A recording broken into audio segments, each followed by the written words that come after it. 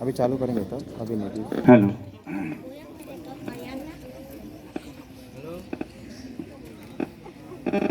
आज माता सरस्वती के इस आंगन में और उनकी कृपा की छत्र छाया में आध्यात्मिक आभा मंडल में इस गांव के लोगों के द्वारा और इस गांव के आसपास के सामाजिक मनीषियों के द्वारा इस आध्यात्मिक और धार्मिक और सांस्कृतिक आयोजन को जिस मेहनत, शिद्दत और ईमानदारी से आयोजित किया गया है, ऐसे अवसर पर मैं माता सरस्वती के चरणों में नमन करते हुए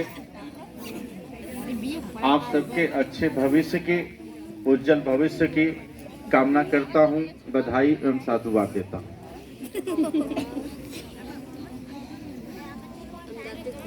पूरे देश में बसंत पंचमी के अवसर पर माता सरस्वती को अपने अपने तरीके से पूजित किया जा रहा है, लेकिन आज का ये आयोजन, इस गांव का आयोजन आपके लोगों और आपके द्वारा जो ये आयोजन किया गया है, ये कई मायनों में बहुत विशेष और अलग तरह का आयोजन है। और इस आयोजन की तुलना मैं समझता हूँ कि किसी भी आयोजन से नहीं की जा सकती। बहुत मामलों में आपका ये आयोजन बिल्कुल अलग है, सारगर्भित है और सार्थक है और सुंदर है। उसके बहुत सारे कारण हैं, लेकिन इसके पहले कि हम अपनी बातचीत शुरू करें, मैं आपके बीच में आया हूं आज आपके सामने भाषण देने के लिए नहीं, बल्कि आपसे बातचीत करने के लिए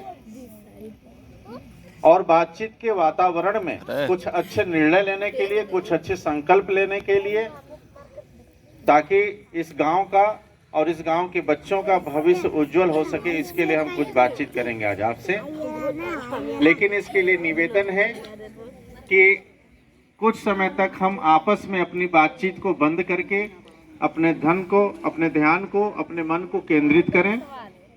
और जो छोटे छोटे प्यारे प्यारे बच्चे हमारे सामने बैठे हैं, ये बच्चे, मैं इनसे भी निवेदन करता हूं कि आपस में बातचीत बंद रखें। और आज हम बच्चों से भी बात करेंगे। आप लोग बात करेंगे?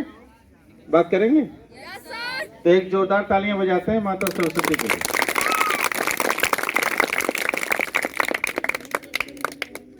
आज बड़े गर्व का पल है और बड़ी खुशी की बात है कि आज हम लोगों के बीच में जिस मिट्टी में हम खड़े हैं, चंदौली की मिट्टी, इस मिट्टी में मैं भी पैदा हुआ और आज इस मिट्टी में और इस मिट्टी को नमन करने का सौभाग्य प्राप्त हुआ मुख्य अतिथि के रूप में।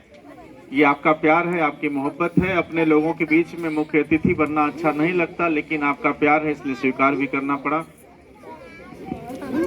और आज जिस गांव में हम खड़े हैं, टांडा कला गांव है, पूरा गणेश गांव है। और इस गांव से बहुत ज्यादा दूर नहीं है मारूपुर गांव। मारूपुर तो आप जानते हैं सारे लोग। और मारूपुर की धरती पर, उस मिट्टी में एक ऐसे लाल का जन्म हुआ जिसे आज पूरा प्रदेश नहीं, देश के लोग भी जानते हैं।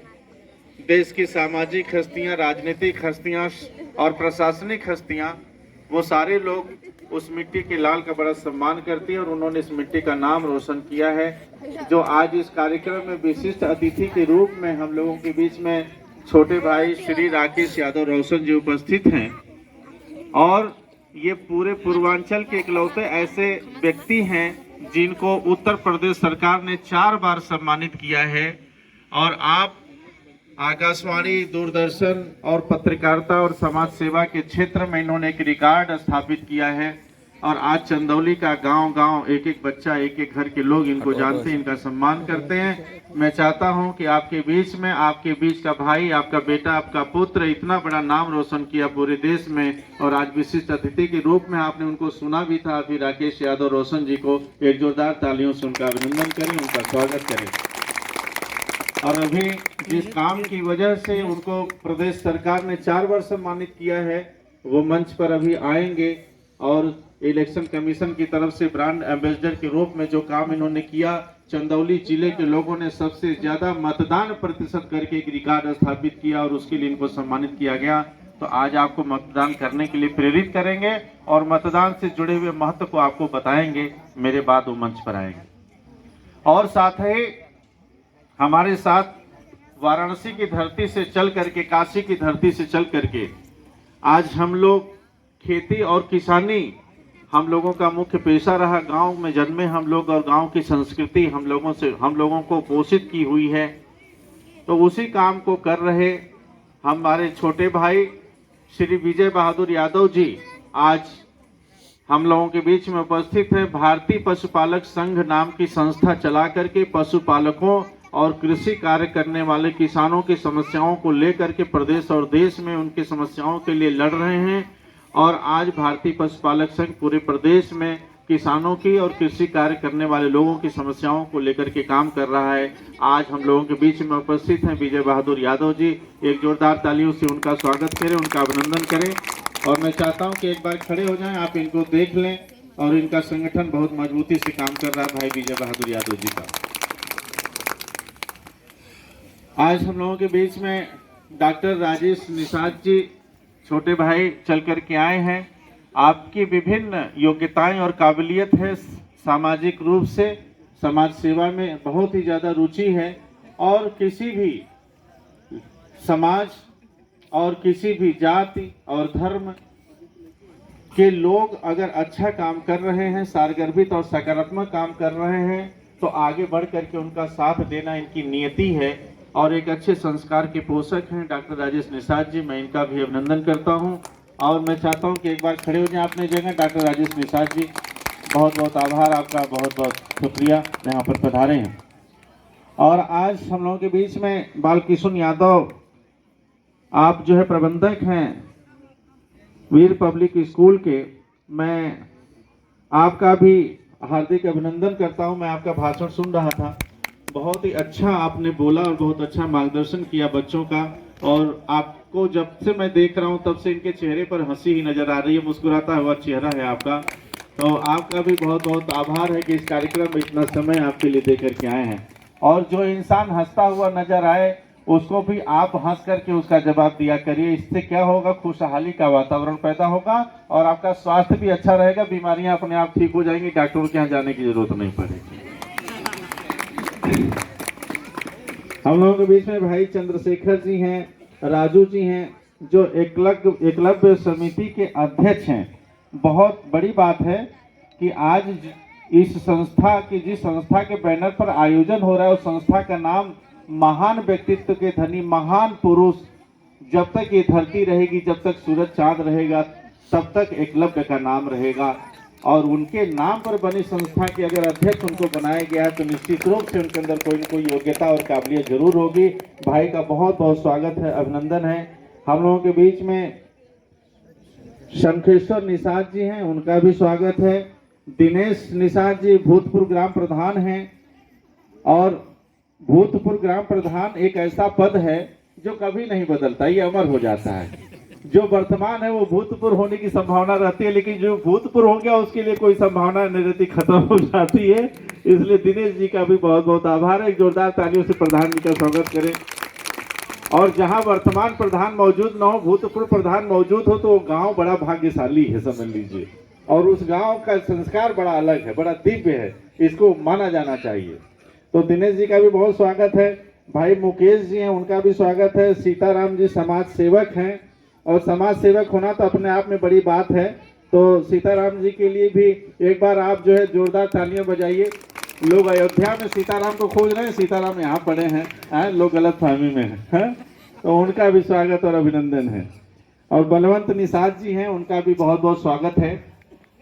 और इसके साथ साथ हम लोगों के बीच में इस कार्यक्रम का बहुत ही सारगर्भित और बहुत ही सुंदर तरीके से और बहुत ही प्यारे तरीके से और बहुत ही प्राकृतिक तरीके से, नेचुरल तरीके से इस मंच का संचालन कर रहे हैं मदन जी, नाम है आपका, मदन निषाद जी।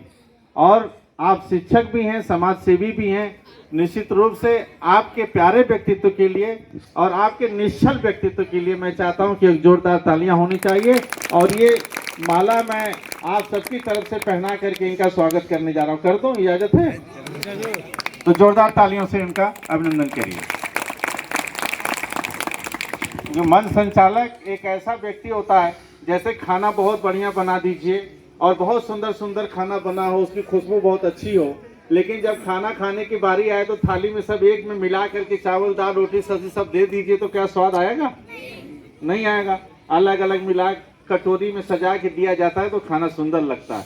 तो उसी तरीके से जो मंच का संचालन करता है वो पूरे कार्यक्रम की शोभा को बढ़ाता है, स्वाद बनाता है कार्यक्रम का। इसलिए बहुत ही नए काम कर रहे हैं, इसलिए इनको बहुत बहुत साधुवाद है और बधाई है। और चूंकि ये काम हम भी करते रहे हैं इसलिए इनका काम मुझे बहुत पसंद आया। बहुत स्वाभाविक और नेचुरल काम है। और आज देखिए, जो समाज अपने महापुरुषों को भूल जाता है उसका इतिहास मिट जाता है। और आपने अपने महापुरुष के नाम पर इस संस्था का नाम बनाया है। किसके नाम से? किसके नाम से? एकलव्य। और एकलव्य को किसके लिए जाना जाता है? एक तीरंदाज के रूप में, एक निपुण तीरंदाज के रूप में उनको जाना जाता है इतिहास के पन्नों में। और तीरंदाज कौन होता है? जिसका निशाना अचूक होता है, जिसका निशाना चूक नहीं सकता, जिसका अचूक निशाना होता है वो तीरंदाज होता है। और आप ऐसे महान पुरुष के वंशज हैं कि जिसका निशाना अचूक था। अब आपको इनसे क्या सबक लेना है कि आपको अपने जीवन में जो भी काम करना है इतनी तन्मयता और इतनी लगन से करना है कि उस काम को आप कामयाबी हासिल करके ही रहें, आपको सफलता मिले ही मिले। निश्चित रूप से आप असफल नहीं हो सकते। जिसके वंशज आप हैं एकलव्य के, आप कभी असफल नहीं हो सकते अगर किसी काम को आपने मन से कर दिया। इसलिए आपको गर्व होना चाहिए कि आप उस महान पुरुष के वंशज हैं। और आज इस गांव में आकर के और सांस्कृतिक आयोजन में जिन बच्चों ने भागीदारी किया, बहुत अच्छा लगा कि मदन जी ने बताया बच्चों से कि जिसको इच्छा हो आकर के कार्यक्रम दे सकता है। बच्चों को बार बार बुलाया। बच्चे मेरी बात सुन रहे हैं? बच्चों को बुलाया यहाँ पर। बच्चों ने आकर के अपनी अभिव्यक्ति दिया, इंग्लिश में भाषण दिया, हिंदी में भाषण दिया। जो देश और समाज की समसामयिक समस्याएं हैं उसके ऊपर बच्चों ने बड़े गंभीरता से अपने विचार रखे और बहुत अच्छा लगा। डांस भी बच्चों ने बहुत अच्छा किया और कविताएं भी सुनाई, अपने बातों को रखा आपके सामने। उनके अंदर एक जिज्ञासा है, एक प्यास है। तो मैं इस गांव की जो माताएं हैं और बहनें हैं, मैं उनसे विशेष तौर पे निवेदन करना चाहता हूं और गांव के लोगों से निवेदन करना चाहता हूं। मैंने पहले ही कहा था कि आज भाषण नहीं, बातचीत करना है। और बातचीत का मतलब कि कुछ हम ऐसे संकल्प लें कि इस गांव की तस्वीर और बदले, बच्चों का विकास हो। इसके लिए जरूरी है कि इस गांव में जिस तरीके से सांस्कृतिक कार्यक्रम के माध्यम से बच्चों के अंदर प्रतिभाएं देखने को मिल रही हैं, तो माताओं और बहनों से निवेदन है कि आप गांव में एकजुटता बना करके एक और हर शनिवार को या हर रविवार को कोई एक दिन ऐसा निर्धारित कर लें और गांव में जो लोग समाज सेवा कर रहे हैं या शिक्षा सेवा कर रहे हैं, ऐसे लोग हफ्ते में एक दिन बैठ करके गांव में जितने प्रतिभाशाली बच्चे हैं सबको एक जगह तय कर लीजिए और सब बच्चे एक जगह इकट्ठा हों और उनसे बातचीत की जाए। किस बच्चे के अंदर क्या प्रतिभा है, वो क्या करना चाहता है, वो किस तरीके की पढ़ाई करना चाहता है, किस क्षेत्र में जाना चाहता है, वो निर्धारण करके सब गांव के लोग बच्चों को सहयोग करें, उनका उत्साह बढ़ाएं। उनको कॉपी कैसे आएगी, उनका एडमिशन कैसे होगा, उनको किताब कैसे मिलेगी, उनका भविष्य कैसे सुंदर होगा, संस्कार कैसे सुंदर होगा, कोई बच्चा अगर गलत दिशा में जा रहा तो उसको कैसे सुधारा जाए। इस तरीके का एक गांव के अंदर माहौल बनाया जाए ताकि बच्चों के अंदर संस्कार और शिक्षा का वातावरण पैदा हो। क्योंकि जिस देवी की आप आराधना करने जा रहे हैं वो शिक्षा की देवी मानी जाती हैं, और केवल मूर्ति बिठा करके उनकी पूजा करके और अगले दिन उनका विसर्जन कर दिया जाए और साल भर फिर भूल जाए और अगले साल फिर मूर्ति स्थापित करें, पूजा करें और विसर्जन कर दें, तो मुझे नहीं लगता कि सरस्वती माँ आपसे खुश होंगी, नहीं होंगी। क्योंकि सरस्वती माता का साकार रूप कौन है? ये हमारी माताएं और बहनें हैं, ये मूर्ति हैं, लेकिन आप उनके साकार रूप हैं। आप अपने बच्चों के लिए सरस्वती हैं। तो सरस्वती का जो दायित्व है, जो सरस्वती की पूजा और आराधना जिसके लिए होती है, वो काम करने का संकल्प जब हम ले लेंगे अपने दिल में, अपने मन में, अपने हृदय में, तो मुझे लगता है कि माता सरस्वती को भी बहुत खुशी होगी और कृपा करेंगी। अब जब सरस्वती की कृपा होगी तो शिक्षा का वातावरण पैदा होगा, और जब शिक्षा का वातावरण पैदा होगा तो यही छोटे छोटे बच्चे जो आज हमारे सामने दिखाई दे रहे हैं, ये कला के क्षेत्र में, संगीत के क्षेत्र में, शिक्षा के क्षेत्र में, व्यापार के क्षेत्र में, राजनीति के क्षेत्र में, न जाने किन किन क्षेत्रों में जाकर के आपके गांव का, आपका, आपके कुटुंब का नाम रोशन करेंगे। तब आपको लगेगा कि ये परंपरा जो इस गांव ने शुरू की थी उसका सार्थक स्वरूप आपके सामने आना शुरू हो गया। आप मेरी बात से सहमत हैं? सहमत हैं? माताएं और बहनें से मैं पूछना चाहता हूं, सहमत हैं? तो इस तरीके का काम करने की जरूरत है। सरस्वती की पूजा किस लिए होती है? क्योंकि वो शिक्षा की देवी हैं, और अगर आपने अपने बच्चों की शिक्षा के ऊपर ध्यान देना शुरू कर दिया तो आप क्या हो गई? आप सरस्वती हो गई। और अगर आपके बच्चे के अंदर कोई दुर्गुण आ रहा है, अगर हमारे बच्चे के अंदर कोई कमी है, तो हम अपने बच्चे को ही डांटें। अक्सर ऐसा हो जाता है कि हमारे बच्चे की गलती होती है लेकिन हम दूसरे के बच्चों को डांटना शुरू कर देते हैं, है ना? ऐसा संस्कार पहले नहीं था, लेकिन ये वातावरण धीरे धीरे गाँव में बन रहा है, शहरों में भी बन रहा है। लेकिन अगर हमारे बच्चे की गलती है तो उसे हम स्वीकार कर लें कि हमारे बच्चे की गलती है। और जिस दिन आप अपने बच्चे की गलती पर डांटना शुरू कर दें और अपने बच्चे की अच्छाई पर उसकी तारीफ करना शुरू कर दें, तो निश्चित रूप से आप अपने घर से निकल करके आप अपने गांव में, अपने समाज में लोकप्रिय हो जाएंगे। लोग आपकी इज्जत करेंगे, और फिर आप ही का बच्चा नहीं, पड़ोस वाला बच्चा भी आपकी गोद में आके बैठेगा और कहेगा कि ये चाची, ये दादी, ये बहुत अच्छा करती हैं, जो जैसा होता है उसको ऐसा कहती हैं, बहुत ईमानदार हैं। आपकी ईमानदारी ही आपके व्यक्तित्व को बढ़ाती है, आपके प्रभाव को बढ़ाती है, आपकी लोकप्रियता को बढ़ाती है। इसलिए हर इंसान, इस गांव का एक एक व्यक्ति आज संकल्प ले कि हम अपने प्रति ईमानदार बनेंगे। दूसरे के प्रति ईमानदारी दिखाने की जरूरत नहीं है। अगर केवल हम अपने प्रति ईमानदार हो गए तो गांव का हर व्यक्ति ईमानदार हो जाएगा, और वो इंसान, उस इंसान का कद इतना ऊंचा हो जाता है जो आदमी अपनी गलतियों को स्वीकार कर लेता है, अपनी कमियों को स्वीकार कर लेता है। गलती होना एक अलग बात है और कमी होना एक अलग बात है, तो दोनों को स्वीकार करें। और जब आप स्वीकार कर लेंगे तो निश्चित रूप से इस गांव में कोई भी कमी नहीं रह जाएगी, बड़ा प्यारा वातावरण बनेगा। क्योंकि आप रहते तो प्यार और मोहब्बत से रहें। आप जानते हैं कि इस दुनिया से एक दिन सबको जाना है, कोई भी यहाँ पर परमानेंट रहने, अस्थायी रूप से रहने के लिए नहीं। अगर जाना है हमें तो कुछ ऐसा करके जाएं जैसे एकलव्य जी जो काम करके गए, आज उनके न रहने के बाद भी सैकड़ों हजारों वर्षों के बाद उनको इसलिए याद किया जा रहा है कि उन्होंने ऐसे काम किए थे। तो आपको भी ऐसे काम करने हैं कि दुनिया में न रहने के बाद भी आपकी आने वाली पीढ़ियां आपको याद करें, और बच्चों को प्रेरित करें व्यापार के प्रति, शिक्षा के प्रति, काम करने के प्रति। शिकायत करने से कुछ भी नहीं चलेगा, किसी की भी शिकायत मत करिए। शिकायत न करने का संकल्प ले लीजिए, तारीफ करिए। और केवल आपने एक काम करना शुरू कर दिया। इस गांव के लोगों से मेरा निवेदन है कि हर व्यक्ति, हर बच्चा, हर महिला, हर पुरुष कल से केवल एक दूसरे की तारीफ करना शुरू कर दे। आप बहुत अच्छे हैं, सब एक दूसरे को अच्छा कहना शुरू कर दे, केवल अच्छा कहना शुरू कर दीजिए, और जो अच्छा नहीं होगा वो भी अच्छा हो जाएगा। कहते हैं कि अगर किसी आदमी को कहिए बार बार, अगर अच्छा आदमी उसको बोले कि नहीं ये चोर है, ये चोर है, ये चोर है, तो बाद में लोग क्या मान लेते हैं? ये चोर है। तो अगर कोई चोर है उसको बार बार अगर आप अच्छा कहेंगे, नहीं ये बहुत अच्छे हैं, बहुत अच्छे हैं, बहुत अच्छे, तो क्या हो जाएंगे? अच्छे हो जाएंगे। अगर कोई आदमी बहुत किसी की शिकायत करता है, हर गांव में कुछ लोग होते हैं ना, शिकायत बहुत करते हैं, नारद मुनि की तरह। उनका काम ही होता है कि उनके बारे में उनसे बताना, उनके बारे में उनसे बताना, उनसे उनको बताना, उनसे उनको बताना, फिर अपने बाजार निकल जाना। अब पूरा गांव उलझ जाता है दूसरे में। तो अगर ऐसा कोई व्यक्ति है तो उसकी भी तारीफ करना शुरू करिए, फलाने बहुत अच्छे हैं, बहुत अच्छे हैं, बहुत अच्छे हैं, बहुत अच्छे। अब हर आदमी अच्छा कहना शुरू करेगा तो कहते हैं कि हर आदमी के दिल में क्या होता है? चोर होता है। अगर कोई हमारे अंदर कमी है तो वो चोर आके बताएगा यार तुम्हारे अंदर कमी है, तुम चोरों लोग आपको अच्छा कह रहे हैं, तो क्या वो फिर अपने आप अच्छा हो जाएगा कि नहीं हो जाएगा? तो एक दूसरे की तारीफ करना शुरू कर दीजिए, चाहे कोई कैसा भी करता उसकी तारीफ करिए। लेकिन हाँ, अगर कोई व्यक्ति आपके मान सम्मान के साथ, आपके इज्जत के साथ, आपके स्वाभिमान के साथ खिलवाड़ करने की कोशिश करता है तो एकलव्य बन के तीर भी चलाना सीखिए, वहां फिर तीर भी चलाना जरूरी है, क्योंकि नरम दल और गरम दल दोनों की जरूरत है, तभी देश आजाद होगा। अगर आजादी मिलने के बाद भी अगर हम महसूस करते हैं कि अभी देश आजाद नहीं हुआ, तो उसका कारण यही है कि हमने अपने संस्कार को, स्वभाव को छोड़ दिया, उसको पकड़ना पड़ेगा। तो इसलिए आप इन संकल्पों के साथ जो माता सरस्वती की पूजा हो रही है उसको आप सार्थक स्वरूप दे सकते हैं।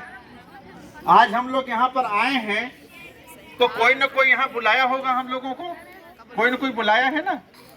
कौन बुलाया होगा? जो आपके पूजा से, आपके गांव से जुड़ा होगा, जानता होगा हम लोगों को, तभी ना हम लोग यहाँ आए हैं। तो कौन जानता था जो हम लोगों के यहाँ पर बुलाया?